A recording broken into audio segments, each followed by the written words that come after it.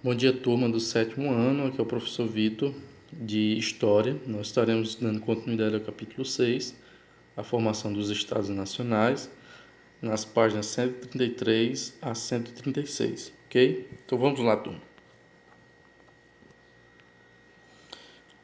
Sobre a formação dos Estados Nacionais, hoje nós iremos observar algumas teorias, certo?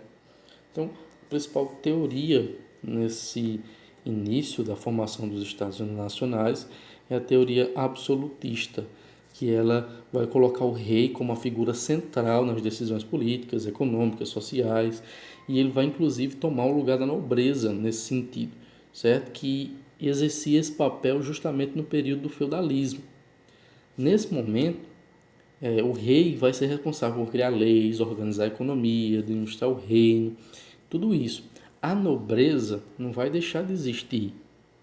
Ela vai continuar existindo, porém, nessa vez agora ela vai assumir o papel de apoiar o rei, em troca de privilégios, em troca de favores, em troca de diversas vantagens para com o rei, certo? Essa sociedade ela vai ser sustentada pela burguesia, certo? A burguesia que sustenta a sociedade com pagamento de impostos e tributos altíssimos, mas não possui ainda direitos políticos nesse momento. Só que a figura de um rei centralizador, com poder centralizado, favorecia a burguesia que passava a lucrar mais com esse sistema político, certo? Essa teoria absolutista ela foi defendida por diversos filósofos, diversos teóricos da época, mas teve dois principais teóricos que ajudaram a construir essa teoria, que foi Nicolau Maquiavel, que viveu em 1469 e morreu em 1527, e ele criou a teoria de virtude e fortuna. Então, essa teoria dizia o seguinte, que o príncipe, né, o rei, ele nos primeiros anos do seu governo, ele vai passar por um momento de afortunamento. Ele vai receber muita fortuna. A fortuna virá de uma grande maneira sobre o governo daquele rei. Mas que ele tem que utilizar essa fortuna para adquirir a virtude. Porque vai chegar um momento que a fortuna vai abandonar ele. Ele só vai conseguir se manter no poder se ele tiver a virtude. Isso, essa teoria de Maquiavel justificava as ações do rei em busca de virtudes, sejam elas quais fossem.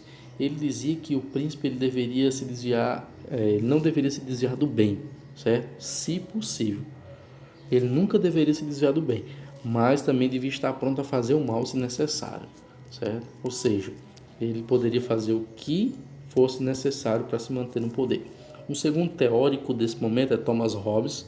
Ele vive em 1588, ele nasce e morre em 1679, e ele criou a teoria do contrato social. O que era isso, professor? Era literal, era um contrato de fato? Não, não era de fato um contrato, mas era um entendimento de que o homem precisava então abrir mão de alguns dos seus direitos para que o rei governasse, certo? Ele dizia que o homem ele era o lobo do homem, então ele precisava de alguém que ajudasse a mediar essa situação na sociedade. Uma das suas frases, né, mais conhecidas é que ele dizia o seguinte, que para escapar ao caos e ter assegurado a sobrevivência, o homem perderia a liberdade política. Essa liberdade política estaria na mão dos reis, certo? Então esses são os dois principais teóricos que ajudam a construir a teoria absolutista. Entretanto, há uma teoria que ela é contrária em alguns pontos ao absolutismo e favorável em alguns pontos. Mas essa teoria, que é a teoria do direito divino dos reis, ela foi proposta por Jacques Bousset e por Jean Bondin. E ela discorda do absolutismo no seguinte: o absolutismo dizia que o poder do rei tem que ser tão absoluto, ele tem que governar de uma tal maneira que nem mesmo a igreja pode interromper os negócios do rei, certo? Nem mesmo a igreja pode interromper os negócios do rei. Isso gerou um problema dentro dos teóricos que eram a favor da igreja, como Jacques Bousset, porque ele cria então essa teoria do direito divino dos reis. Ele vive em 1627 a 1704 e ele defendia que o rei tinha que ser aprovado e indicado pela igreja. Então ele defende um entendimento que o rei seria uma espécie de extensão do poder divino e não poderia ser questionado. Ao mesmo tempo que você vê ele defendendo o absolutismo, ele no meio da teoria absolutista, ele coloca a questão do direito divino dos reis, ou seja, ele governa porque é um direito concedido por Deus para que ele governe, ele não pode ser questionado. Então ele tinha uma frase que ele dizia o seguinte: o trono real não é trono de um homem, ou seja, está dizendo que aquele trono ali pertence a Deus e só vai sentar-se sobre aquele trono quem Deus permitir. Jean Bodin, que viveu entre 1530 e 1596, ele tem a sua atuação mais no sentido político. Ele lutava contra o parlamento, né? Porque no entendimento dele, o parlamento limitava o poder do rei, ou seja, olha aí a mistura da questão absolutista dentro da teoria divina dos reis. Ele dizia que o parlamento limitava o poder do rei e também da igreja, certo? Mas ele não era tolo. Ele dizia: o rei tem que ser absoluto, mas absoluto do lado da igreja, certo?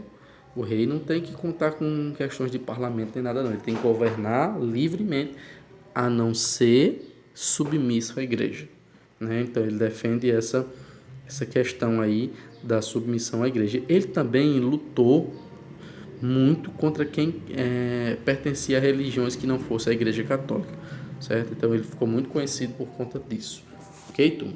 Então essas foram as teorias de hoje, certo? Eu vou estar mandando atividade para vocês por áudio e boa sorte na resolução, gente. Tenham um bom dia e até mais.